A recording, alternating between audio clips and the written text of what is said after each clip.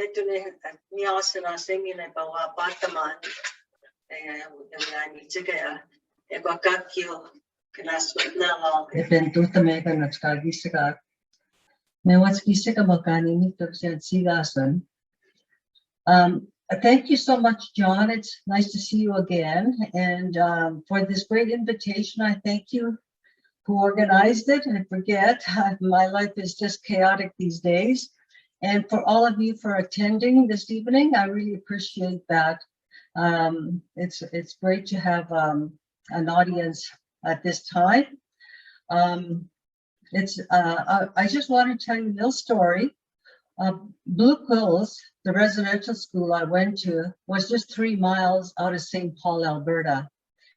But back then, it was a million miles away. My home reserve was like 22 miles away. And back then, my parents used to have to come by horse and wagon to come see us if we were so lucky. So I've been writing about residential school and the systemic dynamics that have occurred to the personal psyche, the personhood since 1994, earlier, when, of course, when I was journaling. My work got some attention then, but it's, and I don't know where it's at anymore, but certainly it's, the topic is painful. And but I do want to say hello to Susan Boychuk. Her cousin, Barbara, was my best friend in St. Paul, where when I got out of high school, or not a high school, but residential school, where I proceeded to destroy my life because I didn't know how to cope outside of that institution. When you've been taught not to think for yourself, not to feel, not to trust, and to be fearful, it's hard to make it in this big wide world. And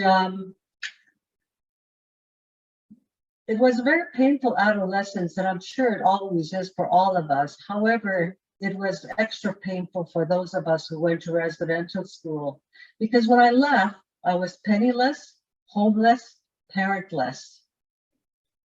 And I had to sink or swim. I swam hard, believe me. And many of my peers many of them don't know how to be in a long-term relationship. Many of them are single parents. I'm probably the only one on my home reserve from that institution that's been married for 48 years.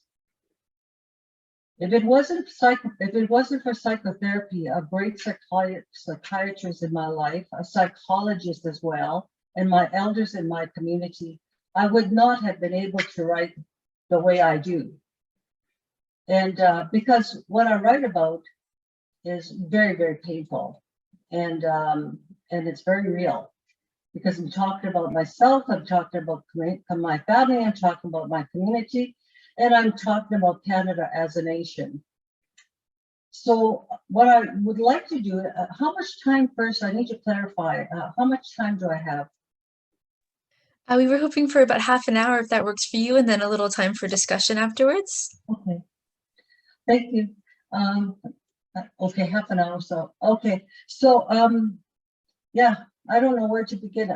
It's like I said, I've been fluctuating between anger and sporadic tears. And so I'm trying not to look at the media too much at the moment, because it's really, really hard to reflect and to know where I've come from. Although I celebrate where I've come from, because I've achieved so much, and I have to learn to recognize that. So, so I'm grateful that I'm here today to pass on what I do know, and I'm always open to the discussion, because I really believe it's only dialogue that's going to get us through this. We have to dialogue. We must be open, no matter how painful it is. That's what therapy did for me. I had to go through my pain and come out at the other end. So I'm really grateful. These books, Blue Marrow has been republished by Kegano Press. Burning in This Midnight Dream has been republished by Brick Books, and Bare Bones and Feathers will be republished by Brick Books again, and Oasis was published by Brick Books, and Sugita was published by Wilfrid Laurier Press. They are available, and if you can't find them, I do have some copies. If you can always write to me. So I don't know where to begin.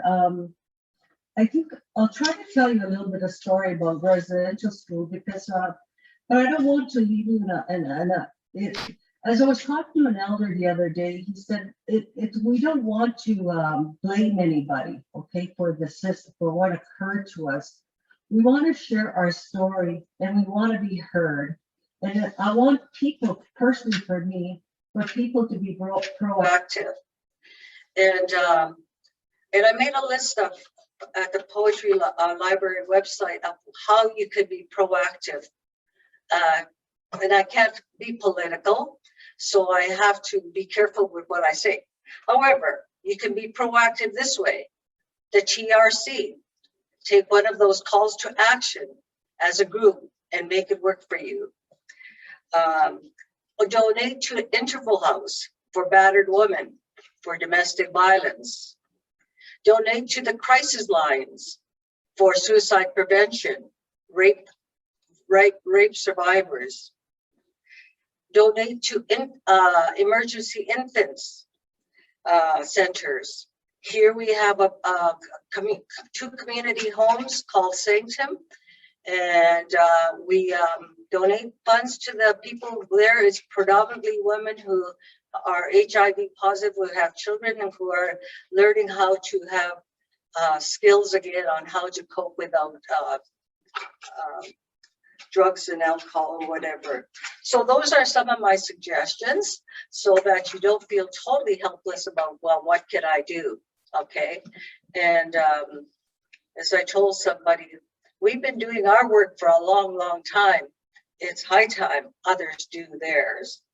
So when I was in St. Paul, I went to visit a high school friend, and I was told, you guys have you have no excuse to be in a situation you're at. And I thought, this person doesn't know Canadian history because it's never been taught. And that was at my home community in St. Paul. And now in St. Paul, there's a lot of people coming out of the closet as Métis people. When I was growing up, none of that surfaced. So we've come some ways, and but we have a long way to go. So that's just a little bit about where I'm coming from. I live outside of Saskatoon now in a straw bale house. What you see behind me here is a circular straw bale house. I have two children. My eldest son is a physician. My daughter is a professor at PEI. And my grandson, my eldest grandson, is also a physician. And my other grandson is a computer technology degree, whatever it is he's taken at McGill. And I have a 4-year-old grandson. So that's a little bit about my family. And my husband, I won't tell you what he does. He's a beautiful man. Anyway, here's a few poems from the residential school that I wrote from Bare Bones and Feathers back in 1994. It's called Thieves. Daddy lifts his fist and knocks it against mother's cheek. Brother tells me I can't pee standing up. Daddy, he praises me when I chop wood and bring rabbits home and hoe down weeds. In mission school, the nuns cut my long hair and cover me in thick dresses. When I shower, they cover my tits and my bum, take a scrub brush to my back. That boy, he corners me and touches my spoon and makes me cry. In church on my knees, I pray to Father about that dirty hole. In a classroom, When I talk, when I write about the bush, they laugh and scold me, make me stand in the corner. And that girl with thick lips, mean talk, her stick scares me. And that nun in black robes with prayer beads makes me peel potatoes, makes me iron sheets, makes me polish the floors and strips my lumpy bed. I feel good with beer, drink the boys, wear makeup and sexy clothes, show off my legs. I travel to Jamaica, go to university, and laugh at that old broken English. I've dumped religion and sit cross-legged in the sweat lodge chanting songs. I'm married well. In the late fall, ice waited outside our cabin. Inside, crackling fire licked the guts of the wood smoke. The coal oil lamp flickered in the one-room shack. Two whiteskins talked in tongues. Father's long face stretches further to the floor. Mother's crimson cheeks turn like swirling ashes in the stovepipe. Behind mother's draping dress, a 6-year-old sister, her small fist white against brown skin. I sat behind a thick homemade wooden table, trembling. My stomach couldn't hold the fresh cinnamon roll. The air was wrapped in raven darkness. Namoy maskuds. It's a mistake. Father's voice shook. Mother swayed. The whiteskins left. The cold seeped in the cracks of the door, its fingers wrapped in silence. The world was silent. The family gone. The family not ever more. A yellow caterpillar, it swallows them up. The little brown ones, their stained faces in the windows, skinny and thick black braids, pressing hands grease the glass. On his back, the caterpillar carries hand-sewn canvas bags. Outside against the evening sun, the mothers, the fathers shrink. They cannot look at the yellow caterpillar. The building is huge with long, white, empty hallways. A child walks softly. The echo runs ahead of her. The smell of Lysol and floor wax overwhelms the memory of wood smoke and dirt floors. At night, the little ones press their bodies between cold starch sheets. Somewhere, someone in a huge dorm sobs quietly. The child clenches 2 purple suckers underneath her pillow. She won't eat them, not for a while. They line up for breakfast and receive wonderful bowls of porridge. She loves porridge. Her mama always made her porridge. She looks up and sees her favorite brother. Ivan's ears look like 2 gliding hawks. They've given him a crew cut. Charlie, the eldest brother, is in the big boy's room. She doesn't see him and doesn't care. Her eyes linger on Ivan. They smile. She swallows the porridge that is stuck in her throat. Jesus is always mad. She sits too often in a confessional. She kneels too often in front of Jesus. The vision box collects people and makes them dance. She turns the buttons and the dancing people turn into black and white lines. She kneels in a corner. The girl with the mean stick and fat mouth hovers near her. She's a huge night moth beating her wings against the dance. They've arrived, wagon loads of mothers, of fathers. The children have been berry picking. Sister Turbo is like the girl with big lips. Sister's lips stick out further. The arrival of mothers, of fathers, makes her matter. The children stand around the corner of the building wondering whose mother, whose father was there. She didn't want to hope. Father Brown, in his long black dress, calls out names. Times are scheduled. In a bare parlor they sit, mother, father, Ivan, and her big brother.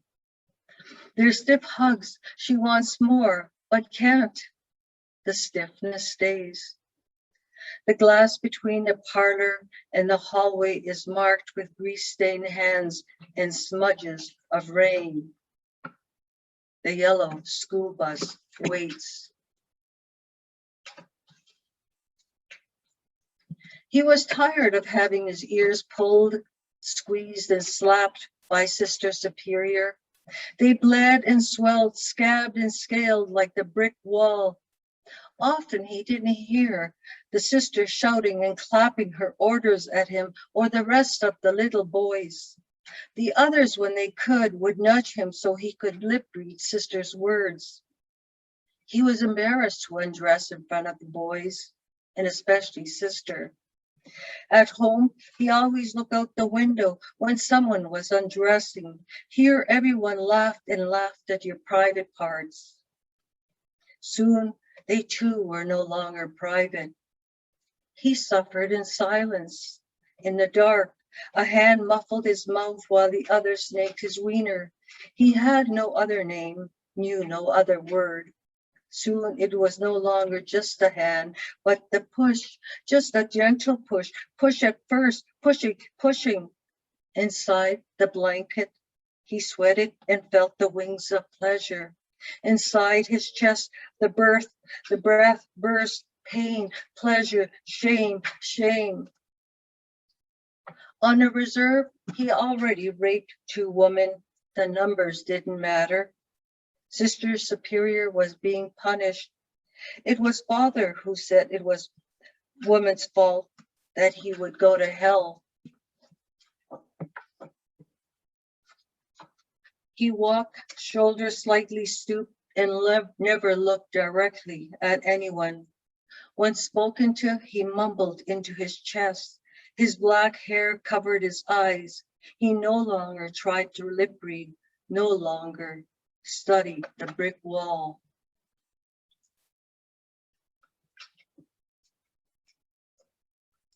Dear Pope, I'm so sorry I sent a sack of useless scalped potatoes. He said Indian agents would give Daddy a roll of twine, a box of shells and whiskey. The spirits crawled inside my daddy and never left. He sent blankets and my babies died. He sent wooden sticks with a dead man to hang around my neck. He said, if I pray to you, Jesus, ate your body, drank your blood, threw out my bannock, lived on my knees counting stones, I'd never be without my family. I'm so sorry, the Pope said. I thought you were just gathering to lift your legs, thump your chest around that tree of old men. I didn't know the rock and twig you smoked, blueberries and sweetgrass were your offerings. I wouldn't have taken your babies and fed them wafers and wine. I'm so sorry. I just thought we could borrow land for a little to plant our seeds, raise sheep and build churches, schools. I really didn't know how you survived for centuries on buffaloes and living in teepees, praying in medicine wheels. I'm so sorry. I should have told the settlers to quit their scalping, selling hair at 2 bits for each Indians. I'm so sorry. I'm so sorry. Maybe we could build healing churches, chapels full of sweetgrass and drums, chase the spirits out and fill the sweat lodges full of armed angels. The Pope said, too bad that man of sea, kelp and rancid pigs, starving teeth came on your land. I'm awfully sorry he ate so much buffalo meat, gave you beads and trinkets for beaver, coyote, and mink. He didn't mean to sleep with your woman, make them cry and send your children to purgatory, and in England too. I'm so sorry, the Pope said. I'll write to the priests, the nuns, make them say I'm sorry too, for suffering little children coming to me in the red brick schools. I'll tell other people too, I'm sorry. I promise to fold my hands and keep you in my prayers. In the name of the Father, poop. On my knees, I prayed to Jesus because I got mad at my husband for humping and making too many babies. I apologized. I'm mad, cried. I didn't have no bannock and lard to feed them because my husband drank all that sunyas for wine. In the name of the Father, poop. My husband slapped fist and kicked me. I hit him back. I apologize, poop. The priest said I must have done something wrong. I deserve it because woman is supposed to listen to man. I'm not a good wife because my hands sometimes want to kill him. In the name of the Father, poop. I look at other men. He's so handsome, my eyes hurt. He kind, gentle, soft laugh, and my body wants to feel his hot face. I know Jesus would be mad. He said, I must not be dirty in my thoughts, but poop, I want smile and warm arms. In the name of the Father, poop. Inside the sweat lodge, I shame because Indian as well don't do anything. And church priest said all us pagans will go to hell. I don't know what that means. Oh, I know I is big sinner. Maybe I won't see Jesus when I die. In the name of the Father, poop. I thought that Jesus kind, but I is no good. I can't read and write. I don't understand how Comunias has clean house and lots of feed, and he don't share it with me and my children. I don't understand why Jesus say I be poor, stay on welfare, because Munias say I'm good for nothing, because I don't have wisdom. Forgive me, poop. I is big sinner. That's from Bare Bones and Feathers. And in regards to the recent findings, which my people always knew, as you mentioned, John, that many of our children were buried. And but it seemed the general public never believed us, and they needed proof. So I've called this poem, and you'll find it on a parliamentary website. And I've allowed people to duplicate it and to educate people. And as long as I always maintain copyright, and because it's necessary at this time. It's called Angels 215 More, 1820, 1979 to 1979. The past is always our present. A cradle board hangs from a tree. A beaded moss bag is floated in a small chest. A child's moccasin is tucked into a skunk pelt bag, children's shoes in a ghost dance. A mother clutches these palms held against her face. A river runs between her fingers. A small boy covered in soot. On all fours, a naked toddler plays in the water while her cuckoo skirt is wet to her calves. How tall are you now? She asked.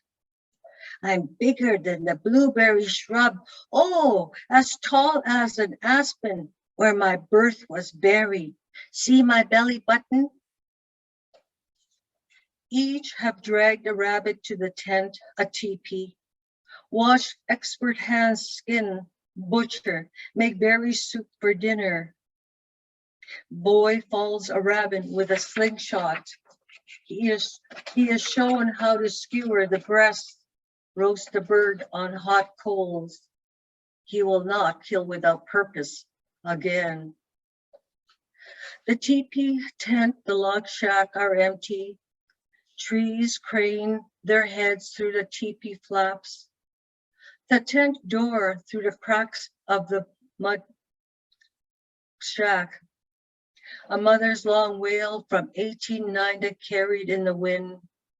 A grandparent pokes embers, a sprinkle of tobacco, cedar, sweetgrass, fungus, sage, swirl upward. Children's creaks trickle in their sleep. A blanket of deep earth covered fingers entwined arms around each other. We have been waiting. It is time to release the storm that consumes all this nation. Oasis, this spirit light. These angels dance in the flame. The bones will share their stories. Listen, act. These children are ours, could be yours. All my relations. So that's just giving you some food for thought about the recent findings, and educate yourself as much as you possibly can. And I'm going to read from Oasis. Oasis in Cree actually means we have been lent a spirit. So this one is about the adult child within. And what I did with this was I collected stories from Native people and from the white settlers at the university. And I wanted funny events, what happened in their lives that are so funny that they wouldn't share with anybody else. Very, very interesting, because the Indians didn't have any problem sharing their funny stories. The whites have a stiff upper lip. It must be from their British background. Anyhow, it was a lot of fun writing this. The thing that you need to know is that we don't have pronouns for he and she in my language. Okay, so when I was writing this text, I even confused myself because I would try to put he and she out throughout one poem, and I started getting confused because I've learned to use it so-called properly, although it doesn't ring a bell in my community. So, but what I've done is a mix of genders.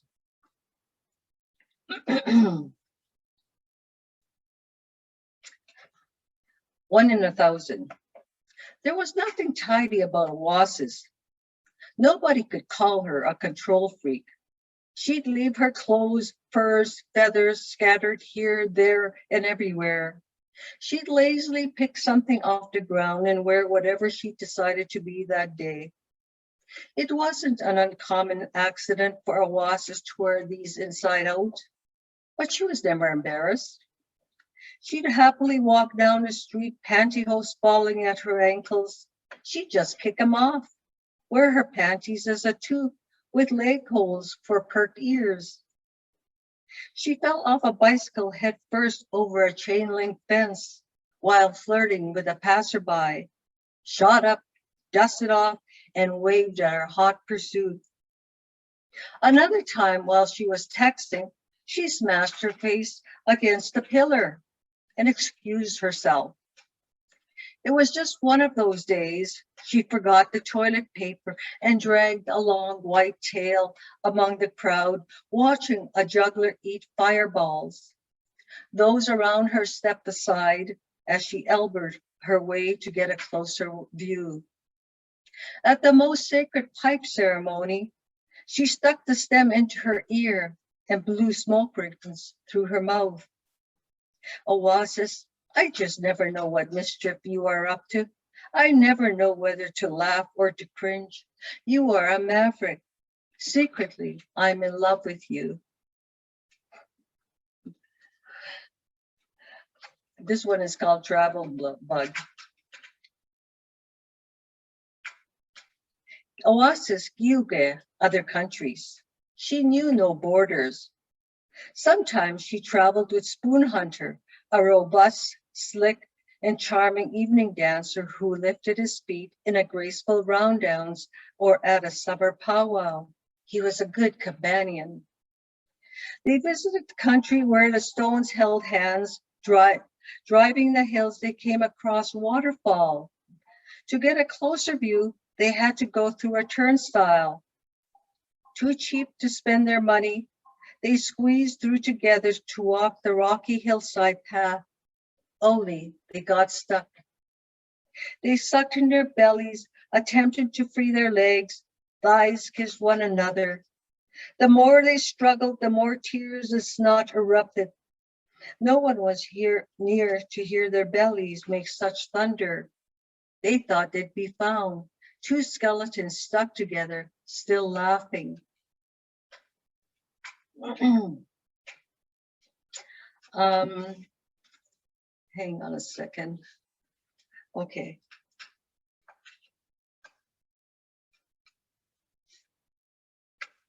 Sorry about that.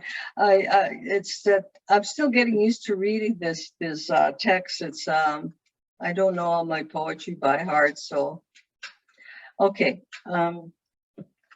It's called translation. Oasis sat in a sweat lodge listening to little white men chant and pray. His nehio was weak as for yearning heart. Oasis was proud. She taught little white men to loosen his stiff mouth and say, all my relations, at the end of the ceremony. At the last splash, when the lodge's mouth was flung open, a rush of wind tore into the steaming lodge, circled the womb.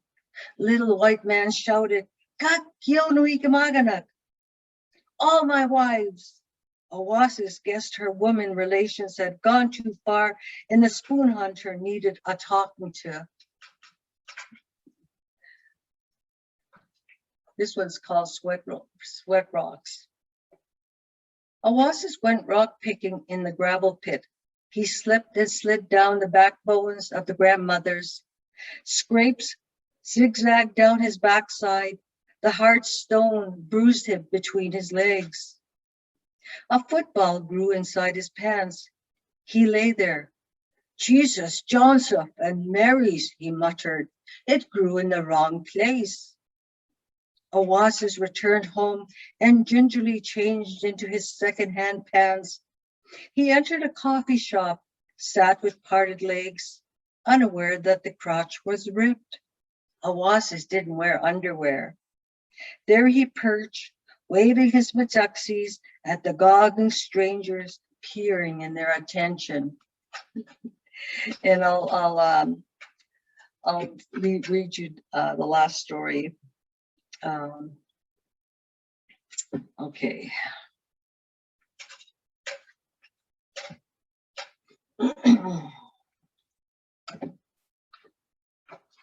Okay, here's the last one, and then I'll be happy to answer questions.